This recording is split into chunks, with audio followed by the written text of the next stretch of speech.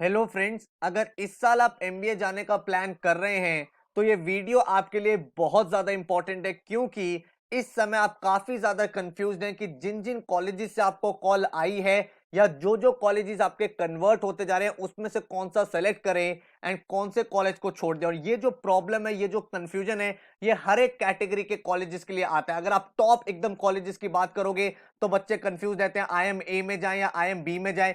बच्चे कंफ्यूज रहेंगे हमेशा, एफएमएस ज्वाइन करें या एक्सेलराई में जाएं, एमडीआई जाएं या फिर एसपी जैन जाएं। उसके बाद अगर आप देखोगे ये कंफ्यूजन चलता ही रहता है कि आईएमटी जाएं या आईएमआई जाएं, फोर में जाएं या एलबीएस जाएं। तो काफी सारे ऐसे चैलेंजेस आते हैं और जैसे जैसे आगे कॉलेजेस बढ़ते जाते हैं कंफ्यूजन और ज्यादा इंक्रीज होता चला जाता है। आप एक बात यहां पे ध्यान रखना कि आप एमबीए कर रहे हो एंड इसके बाद बहुत कम चांसेस है कि आप फर्दर एजुकेशन में जाओगे। ये आपकी एक तरह से लास्ट डिग्री होगी जिसके बाद आप कॉर्पोरेट में एंटर कर जाओगे। तो बहुत ज्यादा इंपॉर्टेंट है कि काफी ज्यादा डिटेल्ड रिसर्च हो before finalising any college. And एक बात मैं आपको बता देता हूं कि किसी भी एक पैरामीटर पे कॉलेज को फाइनलाइज नहीं किया जाता। आप सिर्फ एवरेज प्लेसमेंट देख के कॉलेज को फाइनल नहीं करोगे क्योंकि हो सकता है वो एवरेज जो है वो एक्सट्रीम वैल्यू से इफेक्ट हुआ हो। तो बहुत सारे पैरामीटर्स हैं, इस वीडियो में मैं आपको सारी की सारी चीजें बताने वाला हूं सो दैट आप एक बेटर कंक्लूजन पे पहुंच पाओ। एक आपको डिस्क्लेमर दे देता हूं और बहुत ध्यान से ये बात समझ लेना। हो सकता है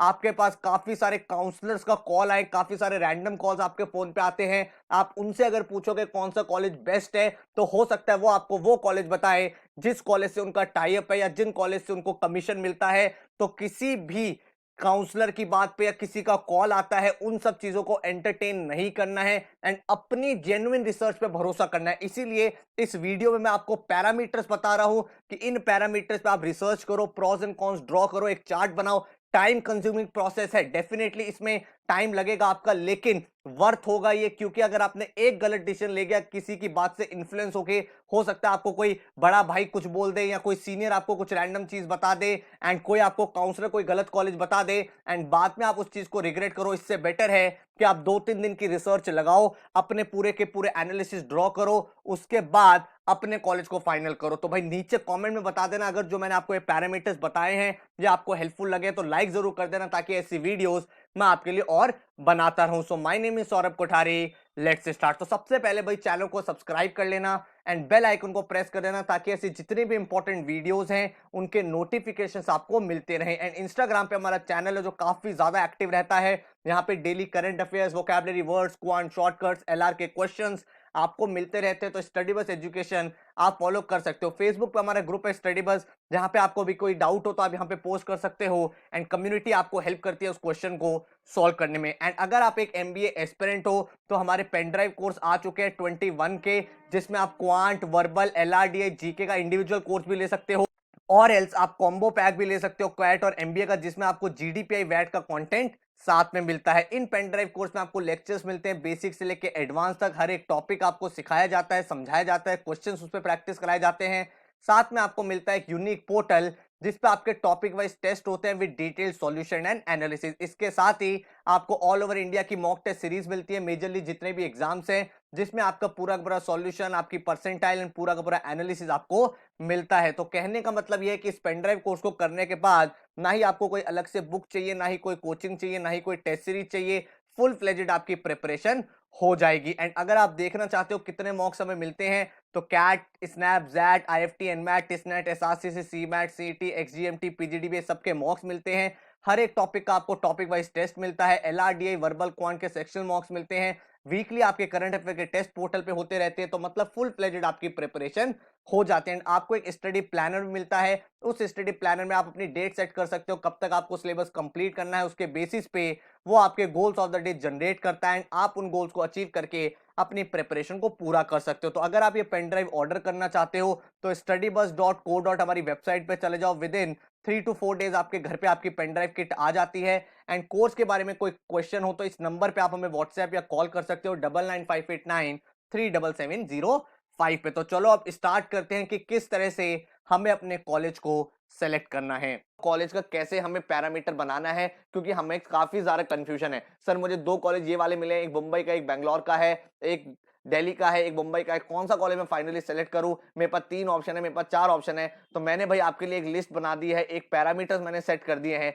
आप देखना इन पैरामीटर्स में वो कॉलेज अगर फॉल हो रहे हैं तो that is a good college, otherwise भाई आप दूसरे कॉलेज सर्च कर लो, ठीक है।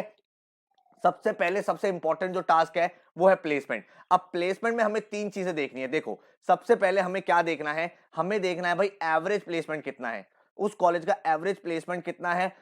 उसके साथ साथ एक इंपॉर्टेंट चीज जो आपको अपने माइंड में रखनी है वो ये रखनी है कि जो एवरेज है वो इफेक्ट हो जाता है एक्सट्रीम वैल्यू से। मतलब मान लो अगर क्लास में 50 बच्चे हैं, उन 50 बच्चों में से मान लो 40 की जो जॉब है वो सिर्फ 5 लाख की लगी है, लेकिन जो बाकी 10 बच्चे हैं उनकी जॉब लग गई फॉर एग्जांपल 20 लाख की, तो ओवरऑल जो एवरेज है वो इंक्रीज हो जाएगा। बट एक्चुअल सिनेरियो तो ये है ना कि भाई मैक्सिमम बच्चों की नौकरी सिर्फ 5 लाख की लगी है, इसीलिए आपको एवरेज से जो बेटर पैरामीटर मिलता है वो मिलता है आपको क्या चीज, मीडियन प्लेसमेंट। आज की डेट में मैक्सिमम जो कॉलेजेस है वो मीडियन प्लेसमेंट भी देती है, मतलब मिडल फिगर। आपको ये पता चल जाएगी आपके आगे इतने लोग हैं एंड आपके पीछे इतने लोग हैं, तो मीडियन प्लेसमेंट भी आपको कंपेयर करना है एवरेज प्लेसमेंट के साथ साथ। सेकंड जो आपको इंपॉर्टेंट क्राइटेरिया यहां पे देखना है वो ये है कि आप सिर्फ और सिर्फ कॉलेज वेबसाइट पे डिपेंडेंट नहीं रहोगे, क्योंकि काफी सारी कॉलेज वेबसाइट जो है वो भाई अपनी प्लेसमेंट थोड़ी इंक्रीज करके दिखाती है, तो आप कॉलेज वेबसाइट पे देखोगे। इसके साथ साथ आप अदर सोर्सेज और वेबसाइट्स पे जहां पे उनके रिव्यूज हो वहां पे देखो उसके एक्चुअल प्लेसमेंट का सिनेरियो क्या है,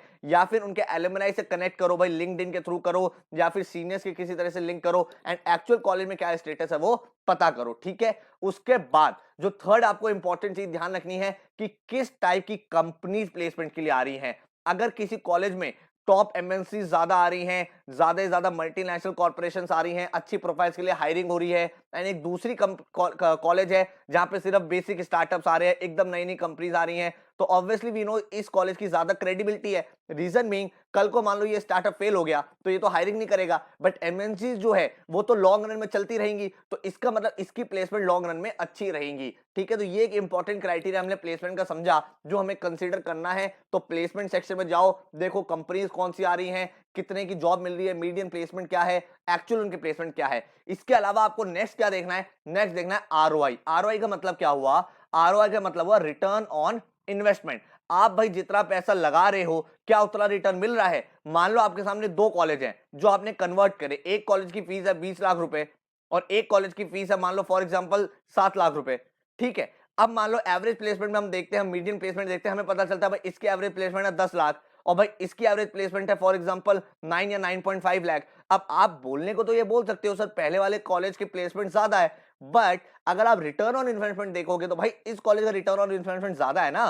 क्यों ज्यादा है, आपने 7 लाख रुपए खर्च करे और आपको 9 लाख की नौकरी मिल गई, लेकिन यहां पे आपने 20 लाख रुपए खर्च करे तब आपको 10 लाख की नौकरी मिली है, तो इससे बेटर तो आप ये वाला ऑप्शन चूज करो। इसका एडवांटेज क्या हुआ, आपको भाई लोन भी कम लेना पड़ेगा, ठीक है। अगर आपने लोन लिया तो जल्दी उतर जाएगा, तो आपके ऊपर कोई लायबिलिटी नहीं रहेगी, तो आप बस यहाँ पे जब ज्वाइन करोगे तो आपके ऊपर एक प्रेशर नहीं होगा कि मुझे इसी कंपनी में जॉब करनी ही करनी है, मुझे लोन उतारना ही उतारना है। आपको बेटर अपॉर्चुनिटी मिलेगी तो आप यहां से स्विच भी इजीली कर सकते हो। तो रिटर्न ऑन इन्वेस्टमेंट एक इंपॉर्टेंट क्राइटेरिया हो जाता है। ये जरूर देखना कि आप जो कॉलेज में फीस पे कर रहे हो उसके रिटर्न में आपको उतना एसेट मिल भी रहा है या फिर भाई आप बहुत ही ज्यादा पे कर रहे हो। हाँ, अगर मान लो आपके सामने ऐसा ऑप्शन हो जाता है कि 2 कॉलेज है भाई, दोनों की प्लेस फीस है जो 16 लाख है, दोनों की फीस जो है 16 लाख के अराउंड है, तो उस केस में आप देखो चलो ठीक है यार, अब मुझे इतने पैसे तो देनी है, अब मैं देखता हूं बेटर प्लेसमेंट दोनों की किसकी है, या मोर और लेस सेम फीस है, बट अगर फीस में बहुत ज्यादा वेरिएशन है तो आप ये आरओआई वाला ऑप्शन कंसीडर करोगे। इसके बाद हमें क्या देखना है, कॉलेज की रिकॉग्निशन क्या है, उसकी रेपुटेशन क्या है मार्केट में।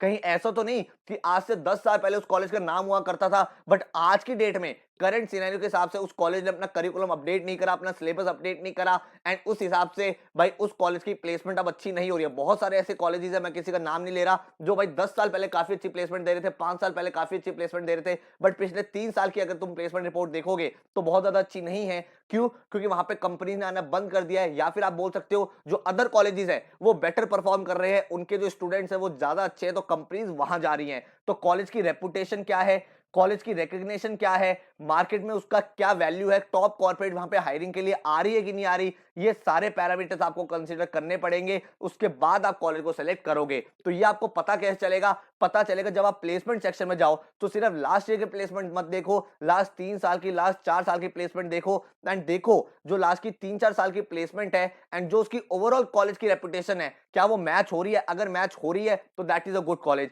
अगर आप देख रहे हो लास्ट के 3-4 साल में कंटीन्यूअसली प्लेसमेंट फॉल हो रही हैं, कंपनीज का आना कम हो गया है, या फिर भाई जो टॉप एमएनसीज हैं, जो टॉप कॉर्पोरेट्स हैं, वो अब नहीं आ रही हैं, तो दैट इज अ प्रॉब्लम। ठीक है, इसके बाद हमें क्या देखना है भाई? फैकल्टी। आप जाओ फैकल्टी सेक्शन में, उसमें देखो फैकल्टीज का प्रोफाइल क्या है, जो आपको पढ़ाने वाले हैं। देखो जो आप यहां से लर्निंग लेके जाओगे ना कॉलेज से, वो आपके साथ लाइफ लॉन्ग रहेगी, वो आपके साथ हमेशा रहेगी, आपको भाई लॉन्ग रन में यही हेल्प करेगी। हाँ, हो सकता है फर्स्ट जॉब में कॉलेज आपको हेल्प करे, बट आपको कंपनी में जाने के बाद अगर आपको नेक्स्ट टाइम कंपनी स्विच करनी है या प्रमोशन देखना है, तो जो आपने लर्न करा है, जो आपने कॉलेज में सीखा है, वही तो आप वहां पे परफॉर्म करोगे। तो फैकल्टीज का प्रोफाइल क्या है? क्या अच्छे फैकल्टीज हैं या मैक्सिमम गेस्ट फैकल्टीज है? तो आप चेक करो कि कहीं ऐसा तो नहीं है उस कॉलेज में मोर और लेस सारे बस गेस्ट फैकल्टीज आ रहे हैं, परमानेंट फैकल्टीज अच्छी प्रोफाइल वाले है ही नहीं। तो उसमें क्या होगा है, उसमें प्रॉब्लम रहती है कि आपका रिदम नहीं बनता। हाँ, डेफिनेटली गेस्ट लेक्चर होने इंपॉर्टेंट है। क्यों इंपॉर्टेंट है? आपको इंडस्ट्री एक्सपोजर मिलता है, but at the same time आपके भाई परमानेंट फैकल्टी जिनका प्रोफाइल अच्छा हो, जिन्होंने भाई खुद या तो इंडस्ट्री में काम किया हो या काफी अच्छे कॉलेजेस से उन्होंने पीएचडी वगैरह कर रखा हो,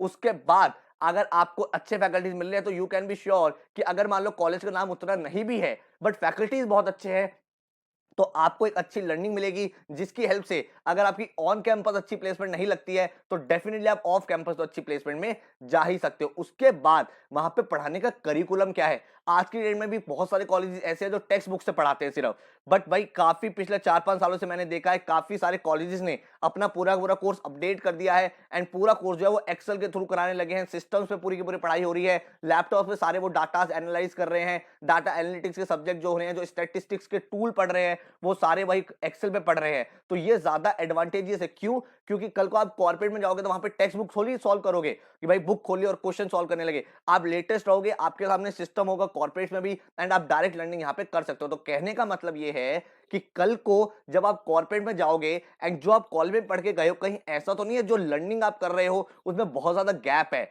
इसका मतलब ये हुआ जो कॉलेजेस आज भी टेक्स्ट बुक थ्योरीज करा रहे हैं वो थोड़े से पीछे हैं, क्योंकि आज जो सिचुएशन है, जो मार्केट की डिमांड है, वो है केस बेस्ड। भाई केस स्टडीज कितनी हो रही है, लाइव एग्जांपल्स कितने हो रहे हैं, उसके बाद भाई आप कितने अपडेटेड और न्यू टूल्स आ रहे हैं, और इस हिसाब से आपको सेलेक्ट करना है। तो आपको फैकल्टीज देखने हैं एंड साथ में आपको ये देखना है वहां पे जो कोर्स करिकुलम है वो कितना अपडेटेड है एंड किस तरह से वहां पे पूरा पूरा स्ट्रक्चर आपकी पढ़ाई का रहने वाला है। नेक्स्ट जो पैरामीटर है स्पेशलाइजेशन, बहुत इंपॉर्टेंट पैरामीटर है। हो सकता है फाइनेंस में अपना एमबीए करना चाहते हो सकता है मार्केटिंग में करना चाहते हो, या फिर आपको एचआर में करना है, तो उस कॉलेज में देखो कि उस पर्टिकुलर स्पेशलाइजेशन की क्या क्या रिक्वायरमेंट्स हैं, उसकी प्लेसमेंट कैसी है। साथ में मान लो कोई कॉलेज है जो फाइनेंस में कराता ही नहीं है और आपको फाइनेंस में जाना है, ठीक है, तो उस कॉलेज को एलिमिनेट कर दो, क्योंकि लॉन्ग रन में जब आप जॉब करोगे वो तो फाइनेंस में करोगे ना। जस्ट बिकॉज कि उस कॉलेज का नाम अच्छा है, आपने मार्केटिंग सेलेक्ट कर लिया, doesn't mean that you will be good while you will be doing a job. भाई कल को आप नौकरी करोगे, आप पूरे टाइम परेशान रहोगे। इससे बेटर ये है आप वो कॉलेज सेलेक्ट करो जहां पे आपका इंटरेस्ट है या फिर जिस फील्ड में आपको स्पेशलाइजेशन करनी है। तो अगर आपने 2 या 3 कॉलेज कन्वर्ट करे हैं, अब उन कॉलेजेस के बारे में देखो कि एक पर्टिकुलर कॉलेज किस स्पेशलाइजेशन के लिए ज्यादा फेमस है। जैसे कुछ कॉलेजेस इंडिया में है जो मार्केटिंग के लिए ज्यादा फेमस है। अब वहां पे जाके कोई फाइनेंस करेगा, उसकी जॉब तो लग जाएगी, बट विजा विज मार्केटिंग वाले स्टूडेंट के कंपैरिजन में कम लगेगी। अगर आपको एचआर में जाना है, तो हम सबको पता भाई अगर एचआर में जाना है तो एचआर के कुछ 2 या 3 टॉप कॉलेजेस है इंडिया के, उनमें अगर एडमिशन मिल रहा है तो दे आर बेटर कॉलेजेस। तो इस तरह से डिवाइड करो कि अगर आपको फाइनल कन्वर्ट 2 या 3 कॉलेज में मिला है, तो उस एक पर्टिकुलर कॉलेज का कौन सी स्पेशलाइजेशन में ज्यादा नाम है, ज्यादा रेपुटेशन है, ज्यादा उसका ब्रांड है, एंड अगर आपकी स्पेशलाइजेशन और कॉलेज की स्पेशलाइजेशन दोनों मैच कर रही है, तो उस कॉलेज को सेलेक्ट कर लो। ठीक है, इसके बाद नेक्स्ट जो पॉइंट है वो है इंफ्रास्ट्रक्चर एंड ईसीए। ईसीए मतलब हो गया एक्स्ट्रा को करिकुलर एक्टिविटीज। कॉलेज का इंफ्रास्ट्रक्चर कैसा है? इंफ्रास्ट्रक्चर से मेरा मतलब सिर्फ बिल्डिंग नहीं है, मेरा मतलब है क्या वहां पे लाइब्रेरी है, अच्छी लाइब्रेरी है, क्या फिर वहां पे लर्निंग के लिए आपको स्पेसेस दिए हुए हैं, मीटिंग कैबिन्स है जहां पे लर्निंग होती है। क्योंकि हमें पता है एमबीए कॉलेजेस में आप प्रोफेसर से ज्यादा पीयर टू पीयर लर्निंग होती है। पीयर टू पीयर का मतलब ये हुआ कि आपके साथ जो पढ़ रहे हैं उनके साथ जो लर्निंग आपकी होगी वो एनी हाउ मोर इंपॉर्टेंट होगी than what you are learning from your professor. तो आप देखो वहां पे किस टाइप का क्राउड आ रहा है। क्या ऐसा तो नहीं है सारे के सारे इंजीनियर आ रहे हैं, नहीं। तो इसका मतलब आप कॉलेज की वेबसाइट ओपन करोगे एंड वहां पे देखोगे कि जो भाई स्टूडेंट प्रोफाइल है वो क्या है। हर कॉलेज का स्टूडेंट प्रोफाइल अवेलेबल होता है। उस प्रोफाइल को ओपन करो एंड देखो भाई उसमें कितने परसेंट इंजीनियर है, कितने परसेंट कॉमर्स बैकग्राउंड है, कितने आर्ट्स से हैं, क्योंकि जितने डिफरेंट फील्ड से लोग होंगे उतनी लर्निंग आपकी ज्यादा होगी। ठीक है, अगर मान लो मैं कह दूं सारे के सारे इंजीनियर हैं, तो सारे के सारे इंजीनियर हैं तो सबकी लर्निंग सेम है, फिर आप आपस में तो कुछ सीख ही नहीं पाओगे। लेकिन मान लो एक इंजीनियरिंग वाला स्टूडेंट है, एक एचआर वाला है, एक कॉमर्स वाला है, तो आप खुद सोचो कि एक ही टॉपिक आपकी जो लर्निंग है वो ज्यादा होगी। इस इंजीनियर का एक डिफरेंट पर्सपेक्टिव होगा, एचआर का एक डिफरेंट पर्सपेक्टिव होगा और कॉमर्स वाले का एक डिफरेंट पर्सपेक्टिव होगा। ठीक है, तो ये आपको चेक करना है।